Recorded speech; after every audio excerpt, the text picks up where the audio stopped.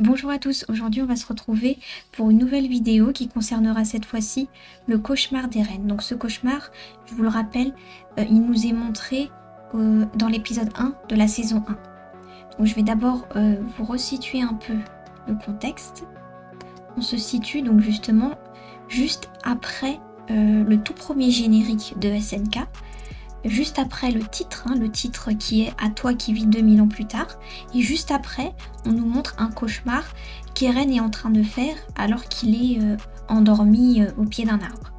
Donc avant de commencer, j'aimerais tout d'abord vous faire le parallèle entre cet épisode, donc le premier épisode de la saison 1, et l'épisode 80, qui est un épisode de la saison 4, l'épisode 21 de la saison 4, notamment donc le parallèle au niveau du titre. Donc dans l'épisode 1 de la saison 1, le titre c'est À toi qui vis 2000 ans plus tard, et l'épisode 21 de la saison 4, on a De toi il y a 2000 ans. Donc pour moi, avec cette espèce de parallèle entre les titres, on nous montre que là, le cauchemar c'est quelque part un message d'Ymir. C'est comme ça que je vois les choses. Je voulais le dire avant de commencer, mais je ne vais pas plus m'attarder dessus. Je vais tout de suite parler du coup de ce que voit Eren dans son cauchemar. Et donc les différentes images qu'on nous montre, j'ai fait différentes captures d'écran. Et j'aimerais d'abord préciser que toutes les images qui concernent le cauchemar d'Eren, je les ai encadrées en blanc. Et les images que j'ai rajoutées pour expliquer mon point de vue, pour expliquer mon analyse, je les ai pas encadrées. Donc c'est juste pour que vous puissiez vous situer. Les images encadrées en blanc sont celles qui font référence au cauchemar d'Eren. Voilà, petite précision avant de commencer. Et donc la première image qu'on nous montre, c'est celle-ci. Donc c'est des fleurs comme ça, qui sont pour moi le symbole de la beauté et de la paix. Et juste après, on nous montre ces mêmes fleurs, mais entachées de sang. Et donc c'est comme si on nous disait finalement, cette beauté, cette paix, elle va laisser place à la cruauté. Pourquoi ? Parce que tout simplement, on a les titans qui vont faire leur entrée dans les murs. Donc ça raconte un peu finalement l'histoire de SNK pour l'instant, de manière imagée. Ensuite, on nous montre un personnage qu'on nous zoome. Donc moi, la première chose que je me dis, c'est que si on nous le montre de si près, c'est qu'il doit être important. Sauf que je ne sais pas trop qui est ce personnage. Si jamais vous avez une idée, n'hésitez pas à le mettre en commentaire d'ailleurs. Mais moi, je vois pas pourquoi on nous montre ce personnage, d'autant plus que, vu que c'est le cauchemar d'Eren, bah normalement il devrait avoir un lien avec Eren, mais bon, on l'a jamais vu dans SNK, donc je sais pas trop. Là, j'ai rien de plus à vous dire, si ce n'est que je ne sais pas qui est ce personnage. Donc si vous avez des idées, je suis preneuse.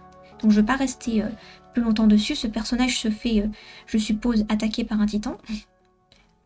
Puis ensuite, on passe directement à autre chose. On nous montre cette image. Donc cette image, au début, elle me disait rien du tout.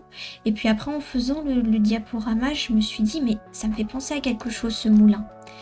Parce que précédemment, j'avais fait une vidéo sur le trio Ymir, Eren et Mikasa, où j'avais du coup regardé l'épisode sur Ymir. Et moi, ce moulin, il m'a fait penser justement au moulin qu'on nous montre dans l'épisode d'Ymir, quand on voit finalement le village où elle a vécu avant d'être faite prisonnière par Karl Fritz. Donc ça, c'est le village d'Ymir, et comme vous voyez, en arrière-plan, on a un moulin. Alors jusque-là, ça veut rien dire en soi qu'il y a un moulin dans un village, je suis bien d'accord, mais regardez l'image d'après que je vais vous montrer. Donc ce village d'Ymir, donc là on est dans l'épisode d'Ymir, se fait attaquer par Karl Fritz et son armée, et donc on a tout le village qui est brûlé, on le voit dans cette image. Et par contre, le moulin, lui, reste intact. Et on nous le montre bien. Comme si on voulait le mettre en évidence. Comme si c'était quelque chose d'important. Donc moi, je fais tout de suite un lien entre l'épisode d'Ymir et le cauchemar d'Eren. Ce qui n'est pas complètement illogique, vu que au début, je vous ai dit que le cauchemar de Eren, c'était quelque part un message d'Ymir. Enfin, je pense que on peut l'interpréter comme cela. Donc c'est pas complètement incohérent de retrouver des éléments de la vie d'Ymir dans le cauchemar des reines. Vous voyez ce que je veux dire? Et surtout que le moulin dans le cauchemar des reines, il apparaît tout seul, quoi, en tant que tel, comme si le moulin en tant que tel était important. Vous voyez ce que je veux dire? C'est pas le moulin intégré à une scène, non, on montre que le moulin. Donc pour moi, c'est comme pour nous dire, il y a un lien entre justement Ymir, la vie d'Ymir, et Eren. Bon, ça c'est pas complètement illogique non plus. Mais là, c'est juste, en fait, ça appuie cela, c'est tout. Et aussi, je voulais aussi rajouter quelque chose sur ce qu'on a du coup en arrière-plan là du moulin. On a trois éléments, vous voyez, on dirait 3 villages. Je sais pas si c'est un même grand village séparé en 3 ou 3 villages différents, j'en sais rien, mais en tout cas, on a 3 îlots d'habitation, on va dire ça comme ça. Et moi, ça me fait penser bien sûr aux 3 murs de paradis. Donc voilà, là aussi on a une petite référence entre la réalité des reines finalement et la vie d'Ymir en fait. Ensuite, donc je vous rappelle le moulin que je vous ai montré tout à l'heure. Je sais pas si je vous ai montré. Voilà, on a du coup juste après l'image du moulin, on a cette même image, mais on a l'impression que c'est une image qui brûle. Je sais pas si vous voyez la même chose que moi, mais j'ai l'impression que c'est comme s'il y avait quelque chose qui brûlait, comme si c'était une photo qu'on nous montrait et que cette photo elle brûlait.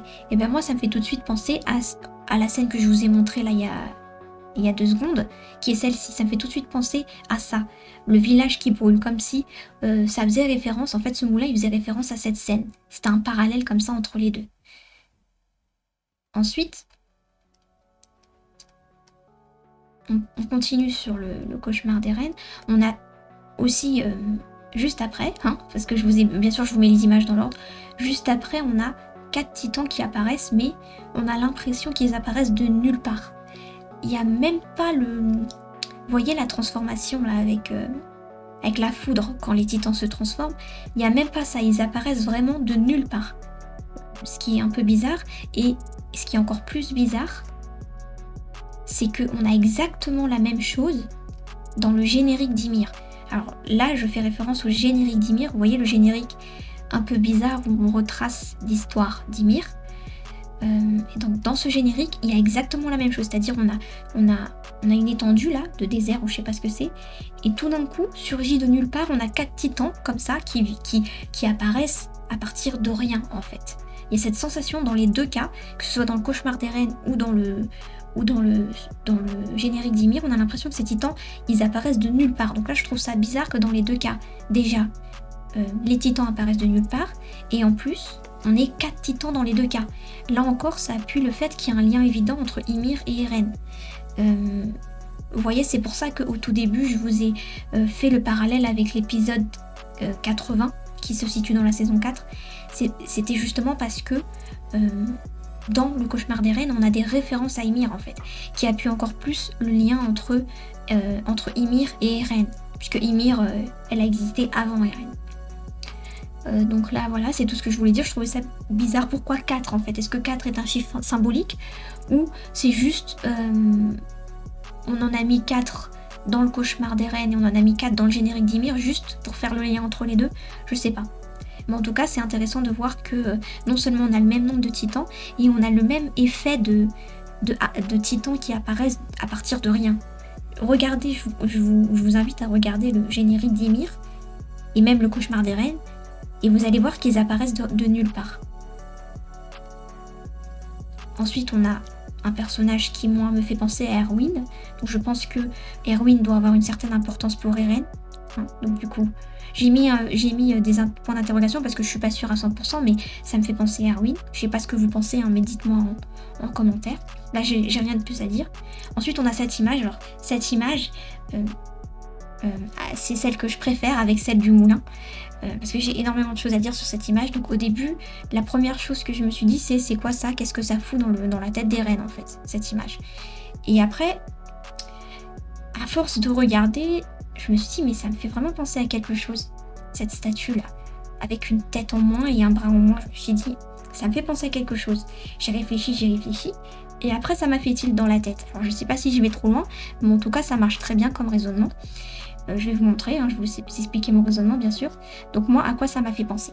Déjà, le bras cassé, et on nous montre bien que le bras est cassé, On veut bien qu'on voit que le bras il est cassé.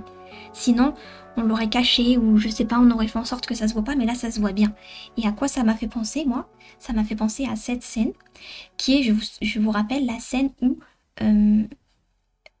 Eren veut sauver Armin parce qu'il était sur le point de se faire manger par le titan barbu là. Il veut le sauver et en voulant le sauver, il perd son bras en fait. Son bras, en même temps il se fait manger, mais il perd son bras. Et d'ailleurs, je sais pas si vous voyez dans l'image d'en haut là, on voit le bras d'Eren qui s'envole.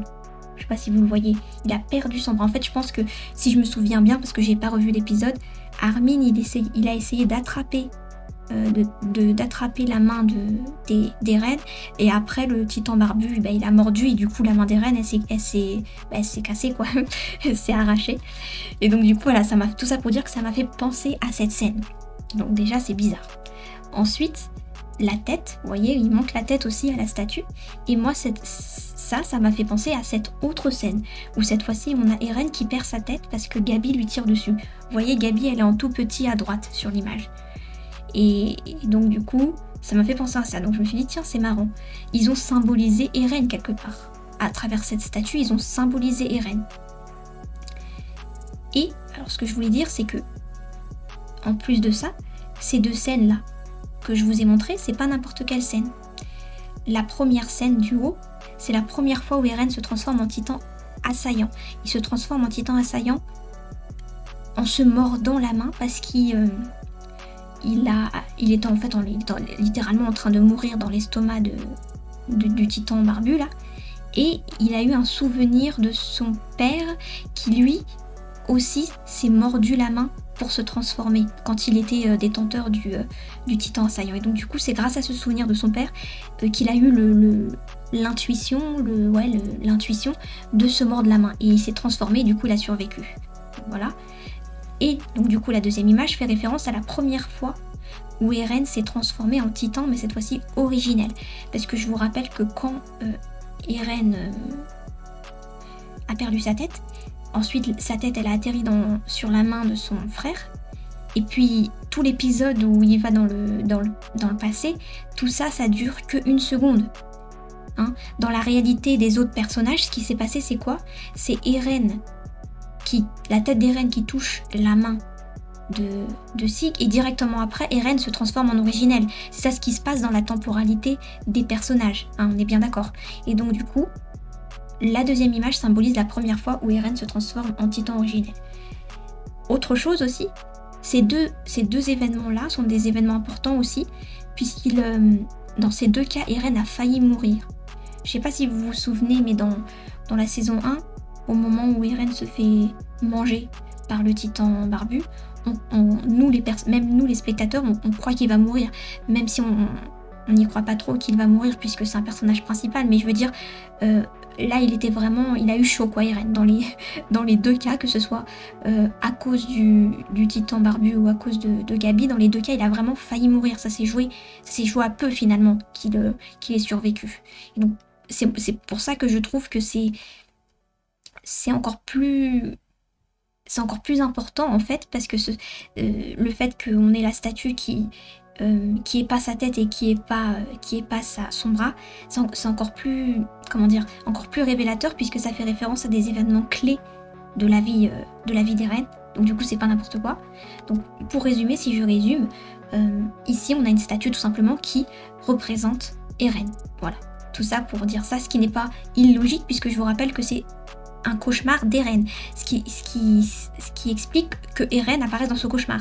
Mais je sais pas si vous avez remarqué, ou je sais pas ce que vous en pensez, mais on se voit pas dans son cauchemar en général. On se voit pas soi-même quand on rêve. Donc du coup,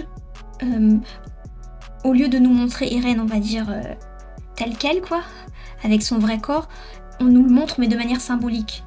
Voyez ? Parce en général, je sais pas si ça arrive à quelqu'un, mais on se voit pas dans son propre rêve. Vous voyez, donc il apparaît de manière symbolique. Et qu'est-ce que je voulais dire d'autre? Oui. Et donc du coup, autre chose, donc là je vous ai dit que on a une statue qui représente Eren, mais dans ce cas-là, pourquoi cette statue porte des habits royaux? Quel rapport finalement avec Eren? Eren, jusqu'à preuve du contraire, c'est pas un roi. Vous voyez? Et là, j'ai eu une autre illumination, et je me suis dit que le fait que Eren porte des habits royaux, ça met en évidence un lien entre le roi Fritz, qui est un roi, et Eren. C'est pour dire que Eren est le reflet du roi Fritz. Eren, c'est une autre version, une réincarnation, si vous voulez, du roi Fritz, mais dans une autre temporalité, dans une autre chronologie, appelez ça comme vous voulez. Mais il y a un lien évident entre les deux. D'ailleurs, je vous le redirai à la fin, mais je vais faire une vidéo spécifique sur le lien entre Eren et le roi Fritz. J'ai eu l'idée de la faire justement en faisant cette vidéo, puisque je me suis rendu compte que il y avait un lien en fait entre les deux. Parce que sinon je vois pas pourquoi Eren porterait un habit royal en fait. Dans son propre rêve, pourquoi est-ce qu'il serait représenté avec des habits royaux en fait. Et autre chose aussi, en plus de ça, c'est que dans le générique, dans l'opening de Rambling là, on a dans le premier couplet une phrase qui dit, et donc en fait dans cet opening c'est Eren qui, à travers la chanson, c'est Eren qui parle. En tout cas, pour moi, c'est comme ça. Et donc, dans le premier couplet, il est dit que, donc Eren dit qu'il n'a jamais voulu être le roi. Et pour moi, ça veut dire que Eren, en fait, il est quelque part obligé de devenir un monstre comme le roi Fritz a été, en fait. Parce que il est en quelque sorte une réincarnation du roi Fritz. Donc il n'a pas le choix, c'est comme une fatalité, il n'a pas le choix que de devenir aussi monstrueux qu'il l'a été. Donc, et je trouve que c'est quand même... comment dire, et ça expliquerait finalement finalement son désespoir, c'est que il peut pas faire autrement que d'aller vers ce monstre en fait qu'il devient dans la saison 4, il peut pas faire autrement, mais en même temps on voit qu'il est déchiré à l'intérieur de lui, qu'il aimerait bien pouvoir faire autrement, vous voyez, mais il n'a pas le choix puisque, comme je vous ai dit, il est en quelque sorte une réincarnation du roi Fritz. Moi je le dis comme ça parce que je trouve que c'est poétique de dire ça comme ça, mais vous pouvez le voir d'une autre manière, mais en tout cas ce qui est sûr, c'est qu'il y a un lien entre la royauté et Eren. Et donc moi, le symbole de royauté qui me saute à la tête, et qui pourrait avoir un lien avec Eren, c'est le roi Fritz. Puisque le roi Fritz est lié à Ymir, et Ymir est lié à Eren. Et Eren est un monstre comme le roi Fritz a été un monstre. Donc pour moi, le lien, il est plus ou moins évident en fait. Donc je vais m'arrêter là pour ça, puisque je ferai une vidéo spécifique dessus. Ensuite, on nous montre cette image, donc où on a un lit d'enfant avec des jouets. La première chose que je voulais vous dire, c'est que j'ai l'impression que, vous voyez, derrière les rideaux, il y a quelque chose qui se cache derrière les rideaux. Je voulais juste vous le dire, même si je sais pas ce que c'est. Je sais pas si je vois clairement, mais en tout cas, j'ai l'impression qu'il y a quelqu'un derrière le rideau. Je vous l'ai dit, maintenant je passe à autre chose. Deuxième chose que je voulais dire, c'est que les rideaux, pour moi, sont aussi par les couleurs, donc le rouge et le vert, mais aussi par la présence de couronnes sur les rideaux, si vous regardez bien. Ces rideaux-là sont un symbole aussi de la royauté. Donc encore une fois, on a un symbole de la royauté. Le premier, c'était le vêtement de Eren, et là, c'est le rideau. Deuxième élément important dans cette image. Ensuite, on a 7 jouets qui sont étalés sur le lit. Alors pourquoi je précise 7 jouets? Tout simplement parce que dans l'image d'après, on a ça. On a des personnages morts et on en a 7 également. Donc, on a 7 jouets dans cette image. Et on a 7 personnages morts dans l'image qui suit juste après. Vous voyez? Donc il y a un lien entre les deux images, un lien symbolique entre les deux images. Je n'ai pas eu d'autre explication qu'une explication purement symbolique, c'est-à-dire que l'image du lit là, avec l'image des jouets, ça symboliserait l'innocence, et l'image d'après, ça symboliserait la mort. En fait, il y a cette dualité dans SNK qui est la beauté et en même temps l'horreur. Donc c'est tout simplement ça, je pense. Je ne pense pas qu'il y ait autre chose à dire, si ce n'est si vous avez une idée de la chose qui se cache derrière les rideaux, je suis preneuse. Ensuite, on a cette image où on a un personnage. Alors, j'ai envie de dire que c'est Eren, mais tout à l'heure, je vous ai dit que c'est pas possible de se voir dans son cauchemar. Mais bon, je saurais pas dire qui c'est. On va dire que c'est potentiellement Eren, mais je mets des gros points d'interrogation. Mais en tout cas, moi, ce qui m'attire l'attention, c'est cette abeille. Et pourquoi? Parce que cette abeille, dans certaines traditions, elle est aussi un symbole de la royauté. Donc ça nous fait un troisième symbole de la royauté. C'est surtout ça qui m'intéresse. Mais si le personnage là représente Eren, je trouverais ça bizarre qu'il se voit dans ses propres cauchemars, mais bon, on va passer. Ensuite, on a du sang, tout simplement. Et on a le titan Carla, là, qui a tué la mère d'Eren. Bon, image qu'on nous montre juste après. Et d'ailleurs, c'est la seule image dans le cauchemar d'Eren qui représente un événement factuel, un événement précis. C'est la mort de sa mère, en fait. Donc, du coup, à mon avis, ça l'a bien traumatisé. Ou du moins, ça a été vraiment le point de départ de toute sa rage, de toute son ascension vers le fait d'être un monstre, enfin, vers ça. Voilà, vous voyez ce que je veux dire. Alors ensuite, voilà. Ensuite, juste après ça, on a Eren qui se réveille subitement de son cauchemar en ayant l'air traumatisé. Ça s'arrête là en fait pour le cauchemar. Et moi, avant de terminer, je voulais revenir sur un point. C'est le lien entre Eren et la royauté. Donc je vous rappelle qu'on a 3 symboles de la royauté dans le cauchemar d'Eren. Donc le vêtement royal que porte la statue, les rideaux et l'abeille, hein, qui pour moi sont 3 symboles royaux, je suppose. Et pour moi, tout ça, ça appuie le lien entre Eren et le roi Fritz. Et donc du coup, dans une prochaine vidéo, je vais essayer d'analyser plus en profondeur ce lien. Hein. Pour moi, Eren et Fritz sont tous les deux devenus des monstres pour la gloire d'Elia.